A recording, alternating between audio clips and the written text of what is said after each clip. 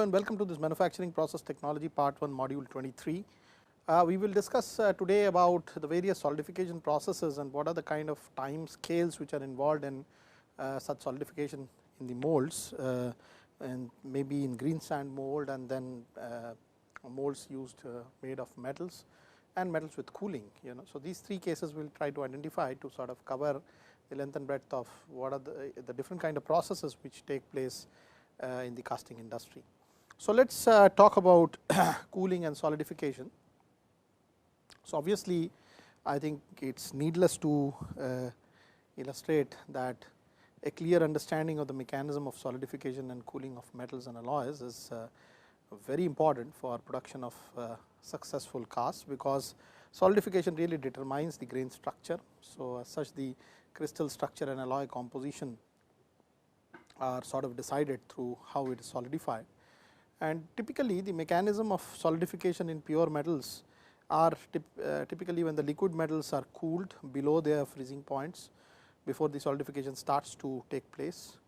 And why they are cooled is that energy is needed to create surfaces for new crystals. Okay.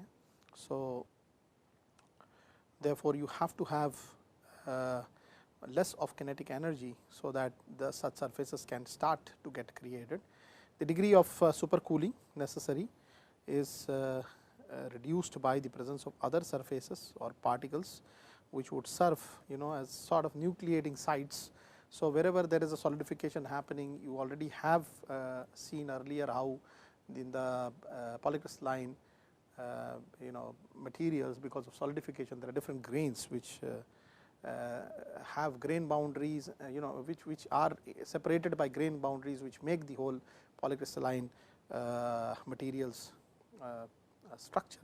So if there are certain particles which have higher thermal conductivity, they may be essentially acting as the nucleation sites for development of such degree of supercooling that is necessary for crystal growth processes. And let us say if there is a metal which is at a temperature theta 0 at time t 0, the temperature everywhere is theta 0 within the metal, and the mold phase would act as the nucleus for crystal growth, because that is the coolest phase. So let us say we are talking about the mold phase along this particular line. Okay. So this is the mold phase, and this is corresponding to certain distance from the mold phase. So at different time instances, as you can see, there are different temperature gradients which would result, and particularly the mold phase being the one where most growth would start to take place, because it is the cooler point in the whole casting. The fall in temperature would be most at the phase, and then slowly if you look at how the temperature falls down within the mold away from the mold phase, the temperature difference is lower if you go away from the mold phase. Similarly, so obviously the temperature difference is more as with time. So at a certain instance of time t2 greater than t1 from t0, the total amount of temperature difference on the mold phase is more, and this gap grows wider and wider in comparison to if you go more towards the center of the mold away from the mold phase. So mold phase is really the one where maximum heat transfer takes place. And so as the solidification progresses gradually inwards, long columnar crystals like what has been shown here with their axes perpendicular to the mold phase grow. And supposing if the situation was little different, that we had an alloy instead of a pure phase, we can see how there would be a slight variation because of the alloying effect. And let us look at this particular case where there is an alloy of temperature of between two phases A and B, which is 100% A along this particular line, and then 100% B along this other end, and there is a liquidus and a solidus temperature where the beyond which the alloy would be completely liquid, and below which there would be a solid plus liquid phase, which is present also in this particular zone, and below the solidus line there would be solid phase present. So, that is how you have arrayed this. I think I have illustrated this how this solidus and liquidus needs to be plotted in a lot of cases before in the portion on engineering materials. So, during this process the solids separating out at different temperatures possess varying compositions, because obviously there is also a concept of, or there is also an additional constraint of the solubility of the solid in the liquid phase as a function of temperature. So, the solid phase may not be always 100% soluble, and there may be a certain critical solubility beyond which the one of the phases may not go into the solid phase. Okay, one of the phases may not go into the solid crystal, okay, and in the liquid form their solubility may be different. So, in that kind of a situation, obviously the point where the solidification is taking place, which is also known as the liquid solid front, the composition would be a function of time, because obviously if supposing the solid phase is rejecting a part of the or the solid state is rejecting a part of the phase B, for example, okay, because it cannot contain B beyond a certain percentage.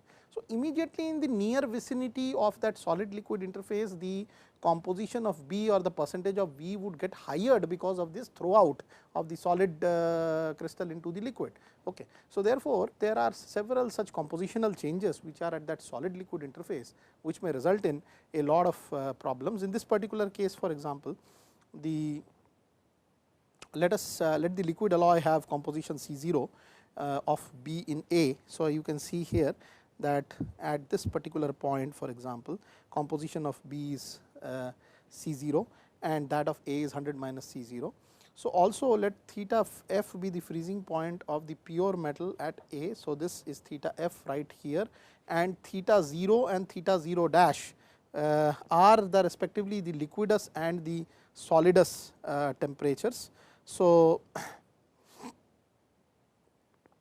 you can think of at C0 composition, theta 0 is the liquidus temperature and theta dash 0 is the solidus temperature corresponding to this composition C0. So, as the liquid alloy is cooled down to the temperature theta 0, so from here you are basically trying to cool it down to a temperature theta 0, the solid starts to separate out and the concentration of B in the solid is now only reduced to C1. Okay. So, if you want to really make a situation where the further cooling of the liquid alloy is done and it is cooled down to the temperature theta 0, as you can see here, the solid would start to separate out, and because now it cannot hold beyond C1 percentage composition in the solid phase. Okay. So, as a result, the concentration of B in the liquid near the solid liquid interface, as I had just mentioned, increases to a value more than C0, because obviously whatever part has been thrown out of this solid liquid interface, because it cannot get accommodated within the solid, just goes in the near zone, I mean. So, this is the solid formation and this is maybe the liquid, and so if the solid cannot hold anymore the composition of B, that B is precipitated into very near to the solid liquid interface. Okay. So, the percentage here would definitely go above C0. So, it will be somewhat greater than C0, whatever be the percentage composition near in this particular zone, and because of that, if you look at how the percentage of B is varying as a function of distance from the mold, the figure on this left shows the situation where the solidification front has progressed up to some distance d, for example, from the mold phase. So, now let us consider 2 points P and Q within the alloy, within the liquid alloy, and P being just beyond the solid liquid interface. So, it is just the state where solidification has happened as indicated in the figure, and the solidus temperature corresponding to the composition at P and Q are respectively theta dash P and theta dash Q. Okay. So, Q is somewhere in the near vicinity. So, it is actually in the liquid phase. So, you have P as a point and again Q as another point very close to each other. So, you can see that the composition of Q, the composition of this zone P which is near to the solid liquid point, its percentage of B is slightly higher in comparison to that of Q. Okay. So, obviously, they will have different solidus temperatures. Let us just go back to see what. So, the solidus temperature, for example, at a lower concentration is higher in comparison to a higher concentration, the solidus temperature is lower. Okay. So, therefore, the theta dash P and theta dash Q, which are the solidus temperatures at P and Q, are quite variant because of the change in the percentage composition. So, there may be a case where actually the theta P and theta Q are the sort of the actual temperatures as P and Q respectively, and theta Q is obviously more than theta P because the point Q is far away into the mold than P is more closer to the face. Okay. So, if both the theta Q minus theta P, this temperature range, it basically lies within the range of the theta Q dash minus theta P dash. So, there is a case where let us say because of the varied solidus temperatures, now there is a wider range which has been introduced here, because obviously the theta P did not because it is into the solid, it has a lower concentration, and theta Q dash has a higher concentration, because of which the solidus temperature has come down. Okay. So, still there is a case where this theta P minus theta Q actual temperature difference between the point Q and P are lesser in comparison to theta Q dash minus theta P dash. So, this can only be sort of working out if theta Q is lower, and then theta Q dash, or theta Q dash is higher than theta Q. Okay. So, very importantly, if such a situation happens when theta Q dash is higher than theta Q, then we can say that the liquid at Q has started to solidify because it is being supercooled. Okay. So, Q is supercooled, whereas P is not, because probably the range of P or the theta P is probably higher than theta P dash. That is the only way that this this condition of the range theta Q dash minus theta P dash is greater than theta Q minus theta P. So, whereas the Q is supercooled, the P is not, because P the actual temperature is higher than the solidus point. So, still it is in the liquid phase, whereas still it is in the sort of it is not yet solidified completely. So, it is in between, and this theta Q dash, because the actual temperature is lower than that, there is a sort of a degree of supercooling which is there in the phase Q. So, what is happening now because of this, that the columnar orientation of the crystal is hampered because of this, and there is a side growth of the crystal at the point Q. So, it effectively turns out that although the preferred growth direction is from the mold phase onwards, but because of the effects of concentrational changes near this area where it is solidifying, let us say this is the solidification front, there is going to be a sidewise growth.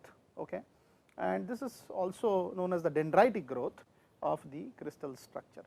So, the crystal growth in such a situation may appear as on the figure. Dendritic structure is produced if the crystallization at Q gets completed before it starts at P, due to very small thermal gradient within a high concentration difference and a very slopy solidus line. Then randomly oriented crystals would appear inside the casting. Okay. And because of this randomly oriented crystals, you may not have a single directional or unidirectional growth anymore, and the presence of these solid crystals ahead of the solid liquid interface makes life more difficult, because now beyond the point where you are estimating the solid to happen, actually the solid is getting formulated. Okay. So, therefore, feeding the liquid metal becomes more difficult because of such solid liquid interface, and it also implies a greater risk of having voids within the casting, normally referred to as central line shrinkage. So, one remedy to avoid the aforesaid problem is to produce a large thermal gradient within the mold by providing a chill at the mold's end, so that the gradient is increased so much that this value theta Q minus theta P produced by the chill becomes automatically elevated from theta q dash minus theta p dash. So, that once again the normalcy returns and there is a unidirectional growth prominently happening. So, that can only happen when you chill the mold end by putting some kind of a metal insert which would be formulating the rapid heat transfer from that particular point. So, you can create various temperature gradients which are large in nature, so that the Q does not get solidified before P because of the concentrational variation problem. So, if theta P is considerably below Q, then the degree of supercooling is not significant, whereas significantly different at P and Q. A gradual progress of solid liquid interface can be ensured in that case. So, the problem is obviously less critical for alloys having a smaller temperature difference between the liquid and the solid dust line. So, having said that, you have some idea now about how the grain growth would start to happen or how the crystallization would take place. I would like to sort of end this session here, but in the next session I am going to give you a more fundamental introduction into how to find out or estimate the temperature within the casting given a certain boundary condition based on simple heat transfer theory. Thank you so much.